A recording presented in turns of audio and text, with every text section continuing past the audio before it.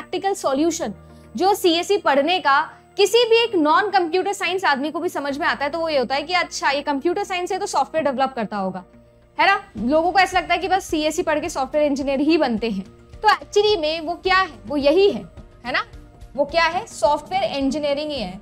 But system analysis and designing का सिर्फ एक डिपार्टमेंट या बोल सकते हो सिर्फ एक पार्ट है जिसको हम लोग सॉफ्टवेयर इंजीनियरिंग कहते हैं। ऑल्दो पूरा का पूरा अगर मैं बात करूं प्रोजेक्ट मैनेजमेंट की, तो वो किसके अंदर आता है, वो सिस्टम एनालिसिस एंड डिजाइन के अंदर आता है। आप एक इमेजिनेशन लेके चलेंगे थ्रू आउट द क्लास में, एक इमेजिनेशन आपको बोल रही हूँ कि मुझे क्या करना है, मुझे एक हाउस बिल्ड करना है, एकदम नॉन टेक तरीके से समझ के चलते हैं। मुझे अपना घर बनाना है, मुझे अपना ड्रीम हाउस बनाना है। अब घर बनाने से पहले, घर बनाने के दौरान और घर बनाने के बाद में जो भी सारे स्टेप्स किए जाते हैं वो सारे के सारे एक system analysis and designing part के अंदर हम पढ़ते हैं।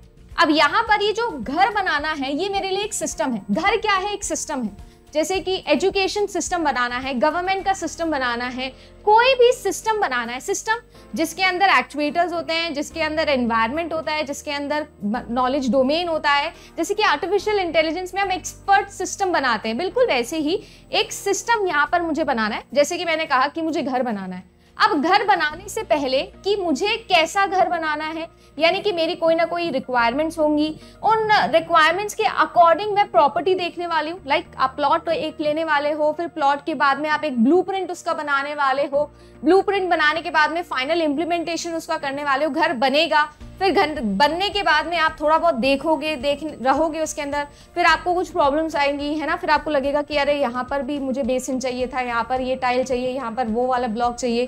फिर आप लोग क्या बोलोगे, फिर आप उसमें मेंटेनेंस का खर्चा करोगे, फिर ऑब्वियसली उसको थोड़ा आप रिकंस्ट्रक्ट करोगे, अपने अकॉर्डिंग अडेप्ट करवाने की कोशिश करोगे, फिर फाइनली आप उस पर स्टे करने लगोगे और आपका जो भी कॉन्ट्रैक्टर है, जो भी बिल्डर है, आप उसको पैसा दोगे। यही पूरा चीज हम लोग करते हैं, राइट। यही पूरी चीजें हैं जो हम लोग यहाँ पर करने वाले हैं। समझ में आया है क्या कि मैं एक हाउस बिल्डिंग से आपको समझाने की कोशिश कर रही हूँ कि सिस्टम एनालिसिस एंड डिजाइनिंग वाला पार्ट होता क्या है। यहां तक क्लियर? किसी को कोई दिक्कत, कोई प्रॉब्लम कि सिस्टम एनालिसिस एंड डिजाइनिंग का मतलब होता क्या है? अगर मैं ये सारी चीजें लेकर चलूं तो मुझे एक चीज समझ में आती है कि ma'am system analysis and designing के कुछ ना कुछ कैरेक्टर फीचर होते होंगे। अब ये सेम चीज सॉफ्टवेयर में या सेम चीज आप लोग सिस्टम, टेक्निकल सिस्टम में लगा के देखो। जब आप एक गाड़ी बना रहे हो तो गाड़ी बनाते हुए आप लोग ये सारी चीजें सोचते हो कि नहीं सोचते हो भाई कि मुझे क्या बनाना है, क्या मैं वो बना पाऊंगा, उतने रिसोर्सेज मेरे पास में है या नहीं है, क्या उसको बना के वाकई में कुछ फायदा होने वाला है, क्या कुछ प्रॉफिट होने वाला है उसको बनाने के बाद में, कैसे उसे बनाना है, इंप्लीमेंट कैसे करना है फाइनली, और फिर जब यूजर उसे यूज करेगा तो उसके अकॉर्डिंग मैं कैसे अडेप्ट करवाऊंगा उस सॉफ्टवेयर को या उस सिस्टम को। ये सारी चीजें हम लोगों को देखनी होती है किसी भी एक सिस्टम एनालिसिस एंड डिजाइनिंग वाले पार्ट में। यानी कि अगर मुझे एक सिस्टम डेवलप करना है तो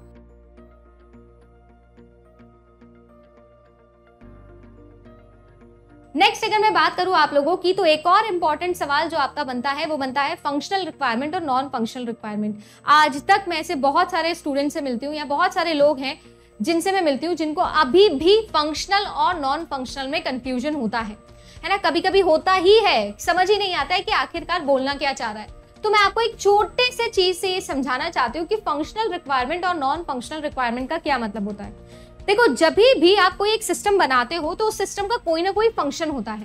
फंक्शन से मेरा मतलब ये है कि क्या आप उस सिस्टम से करवाना चाहते हो, ये उसका फंक्शन है।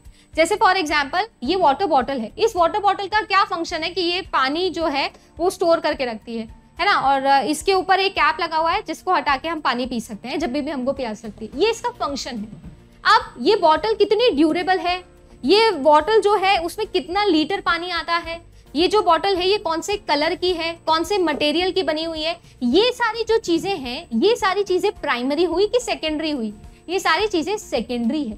प्राइमरी चीज क्या है कि ये चीज किसके काम आती है। यानी कि फंक्शनल जो होता है वो मेन आपका फीचर होता है, जो मेन चीज होती है, जो मेन रिक्वायरमेंट होती है, जिसको आप लोग बोल सकते हो कि आपके व्हाट का सवाल होता है, क्या आप चाहते हो।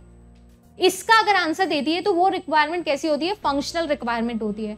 और अगर आप लोगों को मैं बोलूं हाउ का जो जवाब देती है वो कौन सी होती है, तो वो होती है आपकी नॉन फंक्शनल रिक्वायरमेंट। समझ में आ गया क्या? नॉन फंक्शनल रिक्वायरमेंट, बिल्कुल सही, ये भी बोल सकते हो। ये जो है ये एसेंशियल है,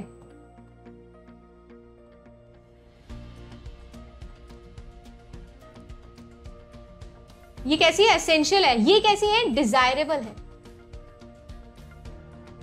ठीक है, मैंडेटरी नॉन मैंडेटरी बड़ा स्ट्रॉन्ग वर्ड हो जाता है, इसलिए I won't use it, but essential and desirable आप बोल सकते हो। ठीक है, ऐसा नहीं बोल सकते हो कि दिस इज नॉट मैंडेटरी, कि तो चाहिए नहीं। जैसे परफॉर्मेंस है, नॉन फंक्शनल होती है, but I require performance, it is desirable, it is not essential, ये बोल सकते हो आप।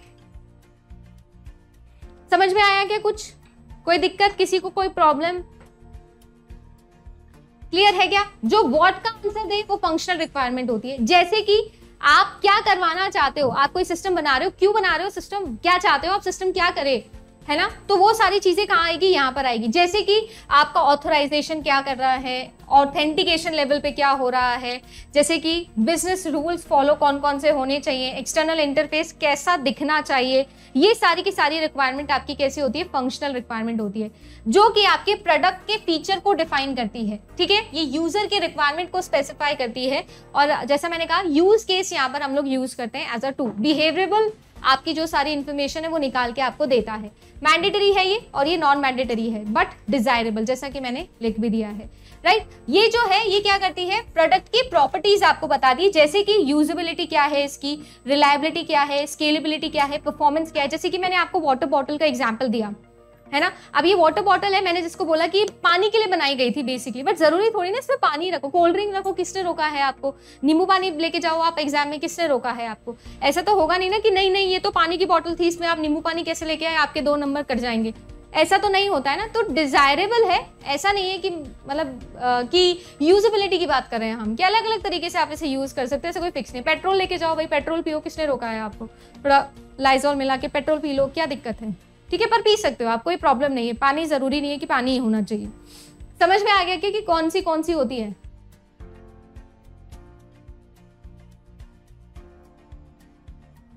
चलिए जी, अब अगर मैं डिजाइनिंग की बात कर लूं तो हम लोग डायरेक्टली मॉड्यूल्स पे आ जाते हैं, जैसे कि मैंने अभी आप लोगों से मॉड्यूल की भी बात करी। अब मेरे पास में क्या है, मेरे पास में मेरा एक सॉफ्टवेयर सिस्टम में बनाने की बात कर रही हूँ। सॉफ्टवेयर के अंदर मॉड्यूल होती है, और कुछ ऐसा होता है कि मेरे पास में अलग अलग मॉड्यूल्स वाले 2 कंपोनेंट्स हैं। अगर एक ही कंपोनेंट के अंदर 2 मॉड्यूल्स के आपस के रिलेशनशिप की बात करें, या फिर 2 अलग अलग मॉड्यूल्स के रिलेशनशिप की हम लोग बात करें, क्योंकि ये भी बहुत इंपॉर्टेंट चीज हो जाती है कि मेरे पास में जो अलग अलग कंपोनेंट्स हैं वो आपस में कैसे एक दूसरे पर इंटरडिपेंडेंट है, या कैसे इंटरैक्ट करते हैं। या मेरे पास में एक और तरीका होता है समझने का कि मेरे पास में एक ही मॉड्यूल के अंदर जितने भी एलिमेंट्स हैं वो एक दूसरे पर कितने इंटरडिपेंडेंट है, कैसे एक दूसरे से इंटरैक्ट करते हैं। इन दोनों के लिए मेरे पास में एक टर्म होती है जिसको हम लोग यूज करते हैं। तो यहाँ पर ये है आप लोगों का कोहेशन, और ये है आप लोगों का कपलिंग। वेरी इंपॉर्टेंट, एक क्वेश्चन लिख कर लीजिए आप लोग कि ये आपके एग्जाम में पूछा जाता ही जाता है। कोहेशन मतलब होता है एक ही एलिमेंट के या एक ही कंपोनेंट के अंदर, एक ही मॉड्यूल के अंदर जो आपस में एलिमेंट्स हैं उनका क्या रिलेशन है आपस में एक दूसरे के साथ में। और कपलिंग मतलब होता है 2 अलग अलग मॉड्यूल्स कैसे एक दूसरे पर इंटरडिपेंडेंट है या कैसे एक दूसरे से इंडिपेंडेंट है, ये रिलेशनशिप होता है कपलिंग। ऑब्वियस सी बात है, वेल अंडरस्टूड वाली जो चीज है वो हमारे लिए यहाँ पर ये है कि जो कोहेशन है वो आपका नेचर में कैसा होना चाहिए, हाई होना चाहिए। ऑब्वियसली एक ही मॉड्यूल के सारे एलिमेंट्स एक दूसरे पर ज्यादा इंटरडिपेंडेंट होना चाहिए। और जो कपलिंग है वो कैसी होनी चाहिए, वो होनी चाहिए लो। और इसको हम लोग बोलते हैं आइडियल डिजाइन। क्या बोलते हैं जी, आइडियल डिजाइन हम इसे बोलते हैं। क्लियर? कोई दिक्कत? एक बार जल्दी से थम्स अप हो जाना चाहिए। और मेरा एक सवाल है जो आप लोगों के लिए आ रहा है, अब आप लोगों को ये बताना है हाँ भाई, स्क्रैच से अगर स्टार्ट कर रहे हैं तो हम बनाएंगे टॉप डाउन स्ट्रैटेजी, और अगर मेरे पास ऑलरेडी कुछ कंपोनेंट्स हैं और फिर मैं बना रही हूँ कुछ, तो वो बॉटम अप।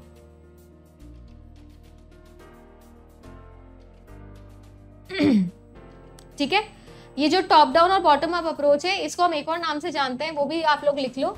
इसको हम लोग फंक्शनल डिकम्पोजिशन भी बोलते हैं। अभी एकदम से मेरे को याद आ गया, फंक्शनल डिकम्पोजिशन। ठीक है, डिवाइड एंड कॉन्कर वाले को स्पेशली टॉप डाउन के लिए हम लोग ये यूज करते हैं।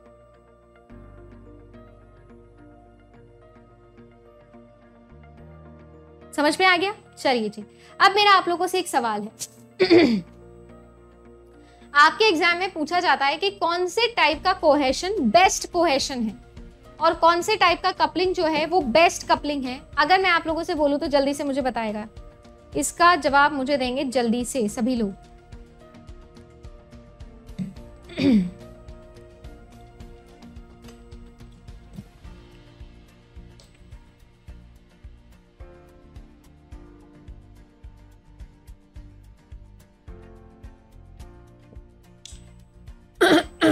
जैसे मैंने अभी बोला आप लोगों को, कोहेशन जो है वो होता है कि किस जो डिग्री है वो बताएगी आपको कि एलिमेंट इन अ मॉड्यूल एक दूसरे से कैसे रिलेटेड है।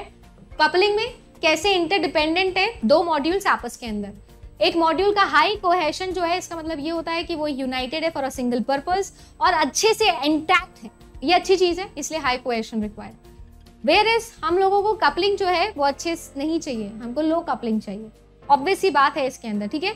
अगर मैं बोलूँ हाईली कोहेसिव है कोई चीज तो इसका मतलब ये है कि वो जो हायर क्वालिटी है वो आपको देने वाला है। वेयर इज अगर लूज कपलिंग है तो इसका मतलब है कि वो भी आपको high quality of a software देने वाला है। Data coupling and functional coupling, बिल्कुल सही। वैसे आप लोगों को सारे type of coupling and cohesion दोनों ही याद रखना है, दोनों को ही एक चार्ट के तौर पर हम लोग पढ़ लेते हैं, गीक से लिया है मैंने ये। तो देखो इसको अच्छे से, इसको याद रखना है इसी तरीके से। अगर कपलिंग की मैं बात करूं तो बेस्ट कपलिंग है आप लोगों का डेटा कपलिंग, ठीक है जी। डेटा कपलिंग आप लोगों का बेस्ट कपलिंग माना जाता है, यानी कि मैं चाहूंगी मेरे सिस्टम में ये हो या नहीं हो, बिल्कुल मैं चाहूंगी। ये according to what ideal situation is उसके अकॉर्डिंग मैं बता रही हूँ। आइडियली ये बेस्ट है, यानी कि इसमें सबसे लोएस्ट कपलिंग होती है, यानी जब डेटा मॉड्यूल्स एक दूसरे पर डिपेंडेंट हो। एक मॉड्यूल का डेटा जब दूसरे मॉड्यूल के डेटा को क्या करता हो, चेंज करता हो, या डेटा पास होता हो एक मॉड्यूल से दूसरे मॉड्यूल के अंदर। स्टैम्प कपलिंग जो होती है वो आपकी सेकंड टाइप ऑफ कपलिंग होती है, जिसके अंदर डेटा स्ट्रक्चर्स जो है वो पास ऑन होते हैं। क्या पास ऑन होते हैं? Data structures. वेरी इंपॉर्टेंट कि स्टैम्प कपलिंग में क्या होता है। तो स्टैम्प कपलिंग के अंदर डेटा स्ट्रक्चर्स हैं जो एक दूसरे के साथ में हम पास ऑन करते हैं एक मॉड्यूल से दूसरे मॉड्यूल में। कंट्रोल कपलिंग के अंदर जो कंट्रोल फ्लो है वो आप लोगों का क्या होता है, एक मॉड्यूल से दूसरे मॉड्यूल पे ट्रांसफर होता है या पास ऑन होता है।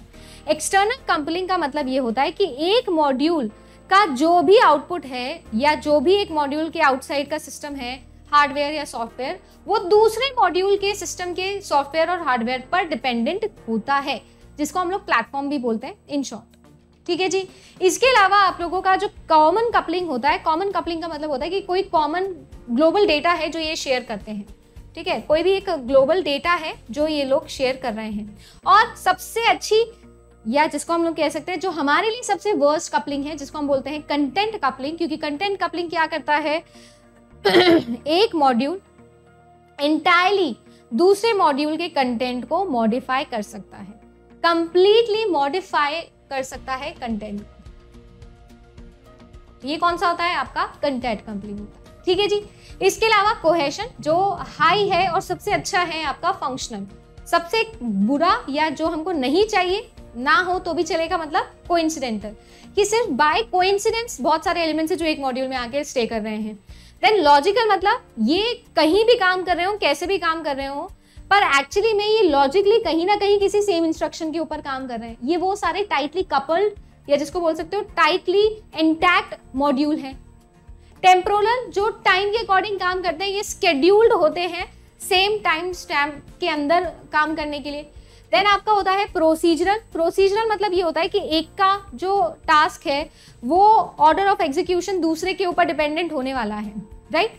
ऑब्वियसली कि पहले ये करोगे तो ही ये होने वाला है, पहले ये होगा फिर ये होगा फिर ये होगा, इस तरीके से होता है, यानी एक प्रोसीजर कंप्लीटली ये फॉलो करते हैं, ठीक है जी। इसके अलावा अगर मैं बात करूं हाँ जी, आउटपुट पर वर्क करते हैं, बिल्कुल सही।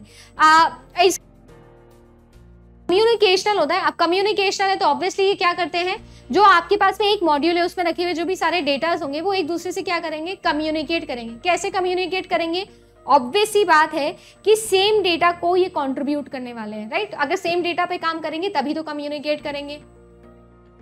सीक्वेंस मतलब एक का जो भी आउटपुट होगा वो नेक्स्ट वाले का इनपुट की जैसा काम करेगा। और फंक्शनल कपलिंग कौन सी, फंक्शनल कोहेशन कौन सा कोहेशन होता है? बेस्ट, जो कि आपके कोई भी एक मॉड्यूल को शो करता है जिसमें जितने भी सारे एलिमेंट्स है जो इंटैक्ट है उस मॉड्यूल के अंदर, वो सबके सब सेम फंक्शनैलिटी के लिए काम करते हैं या सेम एंड रिजल्ट के लिए काम करते हैं, तो वो होता है आपका functional cohesion.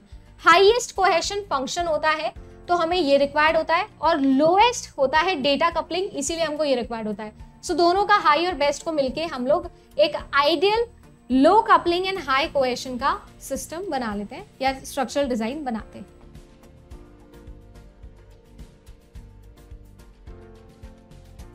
Very important fact जिसको हम लोग बोलते हैं एजाइल मॉडल।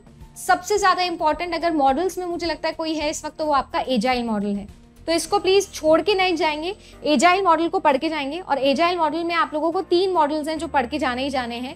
जैसे मैंने आपको क्लास की स्टार्टिंग में भी बताया था, ये according to the situation adapt कर जाते हैं। एजाइल डेवलपमेंट जो मॉडल लाइफ साइकिल है ना, ये कुछ 12 प्रिंसिपल्स पर बेस्ड है। 12 प्रिंसिपल्स तो आपको याद नहीं करने हैं, बस मैं आपको बता रही हूँ। जैसे कि एचडीएलसी पर बेस्ड ट्रेडिशनल मॉडल वाटरफॉल आया था, वैसे एजाइल टेक्नोलॉजी पर बहुत सारे मॉडल्स आए। ये जो एजाइल टेक्नोलॉजी है, एजाइल डेवलपमेंट जो सॉफ्टवेयर डेवलपमेंट टेक्निक है, ये 12 प्रिंसिपल पे बेस्ड है। इसमें सबसे इंपॉर्टेंट चीज है कम पैसे में, कम समय में, कम लोगों के साथ में अच्छा प्रोडक्ट बना देना। लाइट वेट जो डेवलपमेंट होता है उसको हम लोग बोलते हैं एजाइल। अकॉर्डिंग टू सिचुएशन ये बनाया जाता है और अकॉर्डिंग टू सिचुएशन इसे चेंज कर दिया जाता है। जैसे कि आज के टाइम के जो ऑफिसेज आप लोग देखते हो वो ट्रेडिशनल ऑफिसेज जैसे नहीं होते हैं, है ना। ऐसा नहीं होता कि बॉस जो है वो अलग से कैबिन में जाके बैठा है, फिर वो है ना नोटिस देगा तो ही कोई उससे मिलने आएगा, कॉल करेगा, ऐसा नहीं होता है। सब कोलैबोरेटिव एनवायरनमेंट में काम करते हैं, सब लोग एक ही जगह बैठ के काम करते हैं। मैं सिर्फ एक ज्योग्राफिकल मेजर्स में आपको बता रही हूँ कि आज का एनवायरनमेंट काम करने का बिल्कुल अलग है। बिल्कुल वैसे ही आपका एजाइल टेक्नोलॉजी काम करता है, सेगमेंट्स के अंदर काम करता है और सस्टेनेबल डेवलपमेंट के ऊपर काम करता है। एजाइल टेक्नोलॉजी में सबसे पहले टाइप का जो मॉडल आप लोगों को पढ़ना है वो मैंने आपको बता भी दिया है, एक्सपी। एक्सपी इसका मतलब होता है एक्सट्रीम प्रोग्रामिंग मॉडल। ये जो मॉडल होता है ये बहुत ही ज्यादा लाइट वेट होता है, एफिशिएंट होता है। साथ ही साथ मैं ये बोल दूं कि अगर आपके पास में कोई भी डॉक्यूमेंटेशन नहीं है, कोई स्पेसिफिकेशन नहीं है कि क्या रिक्वायर्ड है, तो आप एक्सपी प्रोग्रामिंग पे जाते हो। ये जो एक्सपी प्रोग्रामिंग होता है ये बिल्कुल ही बच्चों जैसा होता है। बच्चों जैसे मतलब एकदम ही ऐसा लगेगा कि बिल्कुल ही एक नॉर्मल जो होता है ना, आम आदमी, एकदम ही जिसको टेक्निक या टेक्निकल एस्पेक्ट्स कुछ भी नहीं पता है, बिल्कुल उसकी जैसा होता है। क्या बोलते हैं उसको, वर्ड मैं भूल रही हूँ, क्या बोलते हैं हम, अरे what is the opposite of tech savvy, common man, क्या बोलते हैं, वर्ड भूल गई, कोई वर्ड याद दिलाना भाई। तो उसकी जैसा होता है एकदम, layman, layman is the word. Layman language के अंदर एकदम स्टोरी टेलिंग के साथ में बातचीत होती है ना। ऐसे स्टोरी टेलिंग के अंदर एक दूसरे से बात हो रही है, बात होते होते फिर रिक्वायरमेंट निकला लेते हैं। छोटी टीम होती है, 8 से 10 बंदों की टीम होती है और वो मिलके क्या करते हैं, आप लोगों की प्रोग्रामिंग यहाँ पर कर देते हैं, ठीक है ना। इनकी जो डिजाइन होते हैं उनके 2 प्रिंसिपल होते हैं जो आप लोग याद रख लो। 2 प्रिंसिपल कौन कौन से होते हैं, एक होते हैं आप लोगों के KIS, ये तरीके का स्लैग है जो यूज किया जाता है कीप इट सिंपल के लिए। कोई भी कॉम्प्लेक्स डिजाइनिंग यहाँ पर नहीं होती है। और इसके अलावा जो आप लोगों का होता है ये होता है CRC। CRC का मतलब होता है रिस्पॉन्सिबिलिटी जो होती है वो कोलैबोरेशन के साथ में यहाँ पर शेयर की जाती है। लेम नहीं होता, ले होता है। लेम तो कुछ और मतलब होता है लेम का, ले पर्सन, लेमैन, ठीक है, लेम अलग होता है। फिर आता है आप लोगों का स्क्रम। स्क्रम अगेन ये भी बहुत लाइट वेट होता है और साथ ही साथ इसमें भी 9 से 10 मेंबर्स ही होते हैं। स्क्रम जो है वो आप लोगों के स्प्रिंट्स पे काम करता है। किस पे, स्प्रिंट्स पे, ठीक है। बेसिकली यहाँ पे ना रेट्रोस्पेक्शन का यूज किया जाता है, यानी कि मॉडल बनाया, एक स्प्रिंट में ये काम करते हैं। एक स्प्रिंट मतलब होता है ना कि एक साथ बहुत सारा काम करने वाले लोग, वो चीज। जैसे कि 100 मीटर की स्प्रिंट हो गई, 1 किलोमीटर का स्प्रिंट लगाया, आज मैंने ये किया, मतलब एक टाइम, पर्टिकुलर टाइम के अंदर बहुत सारा काम कर लेना, उसको हम लोग बोलते हैं स्प्रिंट। तो ये बहुत सारा काम करते हैं एक बारी में। फिर उसके बाद में क्या होता है, इनका रेट्रोस्पेक्शन स्टडी होती है, एनालिसिस होती है कि जो हमने काम किया था उसमें क्या रहा था, कैसे हुआ था, कैसे डेवलपमेंट होना चाहिए था, क्या होना चाहिए था, वो सारी चीजें। उसे हम लोग क्या बोलते हैं, उसे हम लोग बोलते हैं स्क्रम मॉडल, ठीक है जी। ये जो स्क्रम मॉडल होता है ये लेटेस्ट अप्रोच है। आज के जमाने में स्प्रिंट मॉडल ही आप लोगों का चल रहा है, मॉडर्न टेक्निक होती है। हाँ ठीक है, कोई बात नहीं।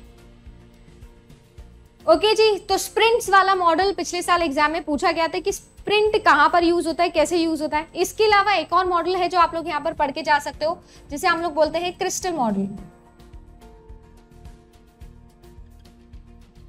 इन तीनों में अगर मैं बोलूँ ना, सबसे आसान और सबसे ही सिंपल टाइप की प्रोग्रामिंग अगर किसी मॉडल में होती है तो वो क्रिस्टल मॉडल में होती है। सबसे बेसिक, सबसे सिंपल टाइप का ये जो मॉडल है ये होता है, एकदम ही ह्यूमन पावर्ड होता है, अकॉर्डिंग टू द सिचुएशन काम करता है, अल्ट्रा लाइट वेट इसको हम लोग बोलते हैं, अकॉर्डिंग टू सिचुएशन ये काम करता है, एकदम ही बेसिक, बिल्कुल ह्यूमन ओरिएंटेड, एकदम ही लेमैन लैंग्वेज के ऊपर ये काम करता है, अडेप्टिव इन नेचर होता है, हाईली अडेप्टिव इन नेचर होता है क्रिस्टल मॉडल। ठीक है, तो क्रिस्टल मॉडल हो गया, स्क्रम हो गया और एक्सपी हो गया। प्लीज इसको याद रखिएगा, तीनों से एग्जाम में क्वेश्चन पूछे जा सकते हैं।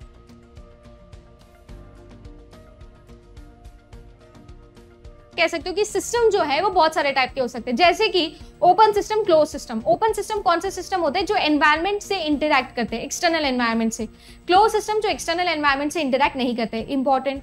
फिजिकल और एब्स्ट्रैक्ट का मतलब ये होता है, फिजिकल सिस्टम वो सिस्टम होते हैं जो फिजिकल एनवायरनमेंट के अंदर एग्जिस्ट करते हैं, टैंजिबल एंटिटीज से बनते हैं।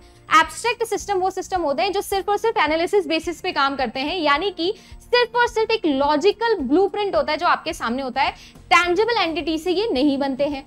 देन आपके पास में होता है temporary and permanent system. Temporary system जो बहुत ही कम ड्यूरेशन के लिए बनाए जाते हैं, जिसका बेस्ट एग्जांपल है कि अभी कोविड के अंदर हर चीज डिजिटल हो गई थी, हर चीज ऑनलाइन हो रही थी और कुछ टेम्पररी सॉफ्टवेयर से सॉल्यूशंस थे जो आप लोगों के लिए बनाए गए थे, अब उन्हें हटा दिया गया है और ट्रेडिशनल सिस्टम ही वापस आ जाएगा, जैसे जिनको हम परमानेंट सिस्टम बोलते हैं। देन आपके पास में आते हैं adaptive system and non adaptive system. Adaptive system वो सिस्टम होते हैं जिसे आप किसी भी एनवायरनमेंट के अंदर रख दीजिए, वो क्या कर लेते हैं, अकॉर्डिंग टू सिचुएशन अपने आप को चेंज कर लेते हैं, या आप कह सकते हो कि अपने आप को अपग्रेड करने के केपेबल होते हैं। वेयर एज अगर मैं नॉन अडैप्टिव सिस्टम्स की बात करूं तो ये ऐसे सिस्टम्स हैं जो अपग्रेड करने की कैपेबिलिटी नहीं रखते हैं। जैसे कि अगर वाटरफॉल मॉडल से मैं कोई भी सिस्टम डेवलप करती हूँ तो वो नॉन अडैप्टिव इन नेचर हो जाता है। क्यों? क्योंकि वाटरफॉल मॉडल के अंदर अडैप्टिविटी नहीं है as a character feature. Whereas अगर मैं प्रोटोटाइप मॉडल की बात करूँ तो वो नेचर में कैसा हो जाएगा, अडैप्टिव हो जाएगा। इस तरीके से क्वेश्चंस आपके बनते हैं। नेचुरल और मैन मेड का मतलब ये है, नेचुरल मतलब ये नहीं होता कि जो नेचर से बनाया है ना, फूल पत्ती से बना दिया गया है, पहाड़ों से बना दिया गया है, वो सिस्टम की मैं बात नहीं कर रही हूँ। नेचुरल सिस्टम वो सिस्टम होता है जो कि नेचर के साथ में रहकर काम करता है। जैसे फॉर एग्जाम्पल अगर आप एक रिमोट सेंसिंग सॉफ्टवेयर बना रहे हो तो वो नेचर के अकॉर्डिंग चलेगा। ठीक है वो मैन मेड ही, पर वो नेचर के अकॉर्डिंग चलेगा। जैसे कि कंपास है, वो नेचर के अकॉर्डिंग चलेगा। ठीक है, बिल्कुल वैसे ही। वैसे मैन मेड सिस्टम कौन से सिस्टम होते हैं? जो बिल्कुल ही आर्टिफिशियल सिस्टम होते हैं, नेचर का कोई लेना देना होता है, हर जगह सेम तरीके से काम करते हैं।